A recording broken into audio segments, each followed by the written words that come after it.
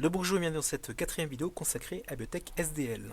Donc on va construire cette première fenêtre et pour construire la fenêtre il nous faut utiliser bien sûr la bibliothèque SDL, d'où ici vous voyez j'ai fait un include de la SDL/SDL.h. Donc j'ai mis maintenant à ma disposition toute la bibliothèque SDL. Attention, je n'ai pas importé ni l'image, ni le mixeur, ni le TTF, donc je ne pourrai pas utiliser ces bibliothèques là. Mais pour l'instant j'utilise juste la bibliothèque SDL. Alors comme je ne sais a priori pas quelle sera la dimension de ma fenêtre, et au lieu de coller directement 800 pixels, 480 pixels, j'ai créé ici deux define que sont largeur 800, hauteur 800. Attention, hein, c'est des commandes préprocesseurs, donc il n'y a pas de égal. J'aurais pu tout à fait de même créer ici par exemple je vais avoir un const int largeur égale etc., etc. Donc là je décide de passer par des define. Donc j'ai créé deux define, une largeur, une hauteur. Alors, on rentre ici dans le main et on va initialiser les bibliothèques. Alors, toute bibliothèque, je ne sais pas si vous avez déjà l'habitude d'utiliser les bibliothèques, mais toute bibliothèque doit être initialisée et il faudra ensuite rendre les ressources au système d'exploitation, donc il faudra quitter les bibliothèques. Donc, pour initialiser les bibliothèques, il y a une commande qui s'appelle SDL underscore init. Donc, il faudra y passer des choses, pour l'instant, on ne met rien du tout. Et pour quitter la SDL, il faudra faire SDL underscore grand Q8. Sans passer aucun paramètre. Voilà. Donc grâce à ces deux commandes, on va initialiser dans un premier temps la bibliothèque. Donc il y a des choses qui vont se mettre en place, des malloc, on va réserver de l'espace mémoire pour ces objets à lui. Et ensuite ici, dans le kit, il va quitter la bibliothèque, donc il va rendre au système d'exploitation toutes les ressources qu'il a utilisées. Alors, qu'est-ce qu'il attend dans l'initialisation? Eh bien, en fait, il attend de savoir quels sont les modules que l'on initialise. On pourrait initialiser tous les modules, d'accord? Alors, mais il y en a un paquet. Il y a l'audio, la vidéo, les joysticks, les CD-ROM, etc. Donc, il y a énormément de modules disponibles. Donc, on va stipuler uniquement les modules dont on aura besoin. Donc, nous, on va utiliser principalement deux modules, l'audio et la vidéo.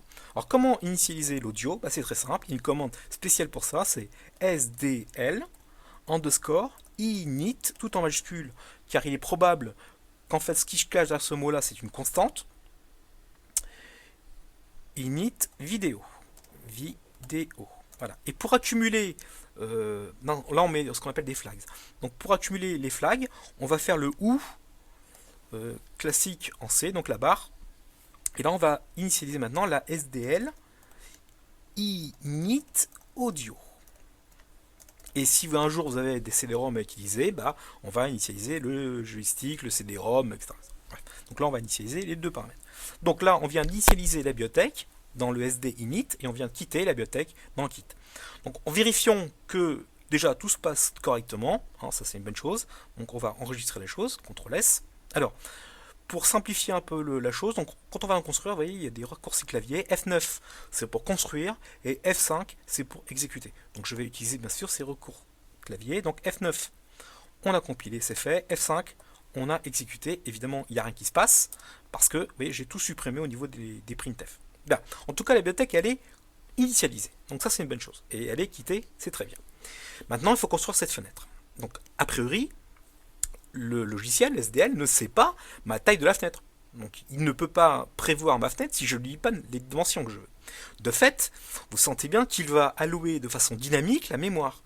Il va utiliser une certaine quantité de mémoire qui sera bien sûr fonction des dimensions de ma fenêtre.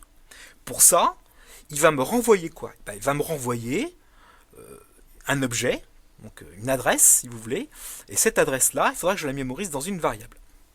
Alors, sachez que ce qui est quelque chose de très fondamental sous la SDL 1.2, ce qui n'est pas vrai dans la SDL 2, mais dans la 1.2, ce qui est en vrai, tous les objets graphiques qu'on utilise, que ce soit des images, que ce soit des fenêtres, ce sont des surfaces, donc des rectangles en mémoire.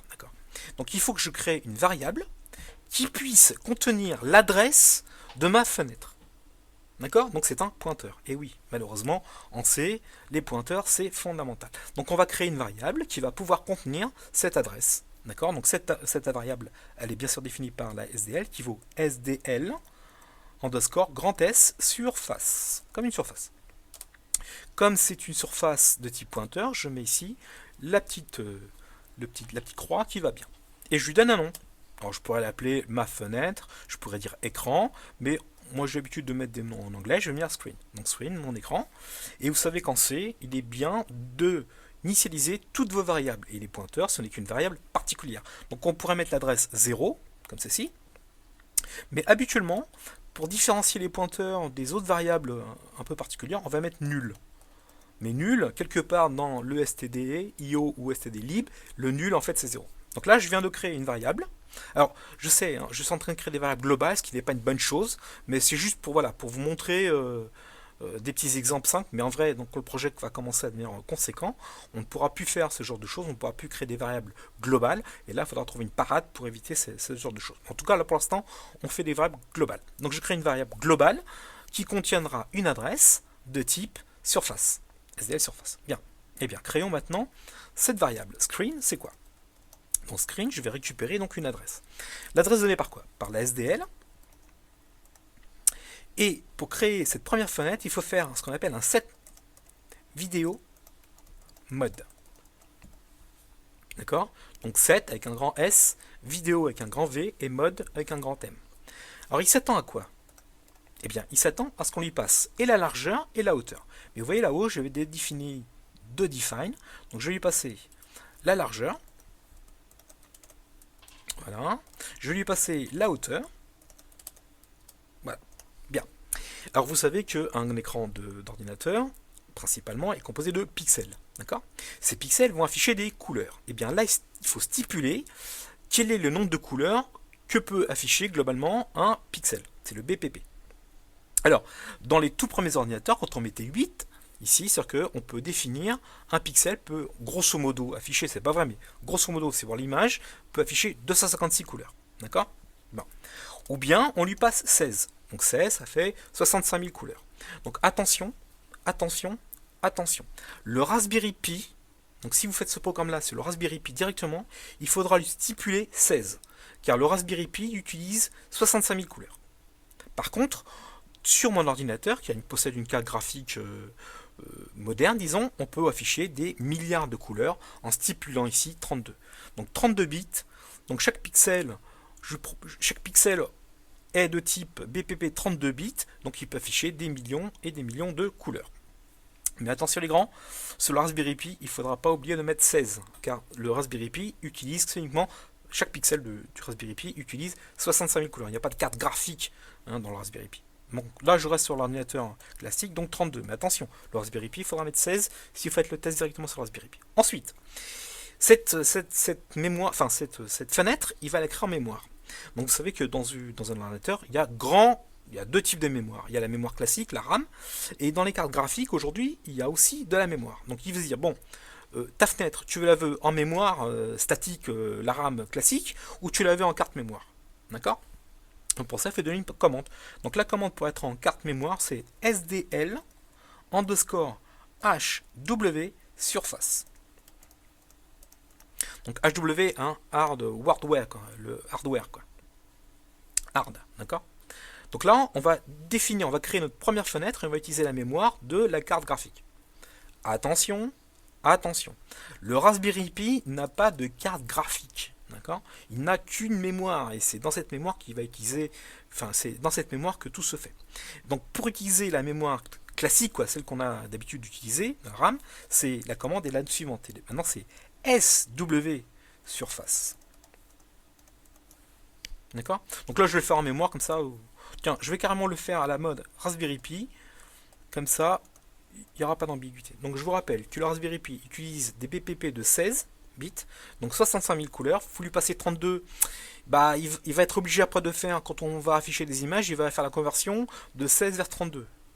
D'accord? Donc c'est pas très bon. Plutôt 32 vers 16, excusez-moi. Et attention, il n'y a pas de carte graphique pour l'instant, ça peut venir dans les prochaines versions, mais pour l'instant il n'y en a pas. Donc il faut le stipuler via le SDL SW surface que vous utilisez la mémoire, disons la RAM. Et si vous disposez d'une carte graphique, vous lui dites que c'est maintenant HW surface, et là il utilisera la mémoire de la carte graphique. Alors quels sont les avantages des uns et des autres? La mémoire statique, il y en a énormément, mais elle est lente. Et la mémoire de la carte graphique, il y en a pas mal aujourd'hui. Maintenant, toutes les cartes graphiques ont beaucoup de mémoire et elle est plus optimisée. Donc si vous travaillez sur un ordinateur ou sur une station de travail utilisez la carte graphique si vous êtes sur un composant comme le Raspberry Pi, et donc malheureusement, il faudra utiliser la mémoire type RAM. D'accord. Voilà, donc là je viens de créer ma première fenêtre, screen, et je vais récupérer celle-ci dans une adresse que je vais ici mémoriser via un pointeur. Et je vais sortir. Alors, on va lancer la chose, voir ce que ça fait.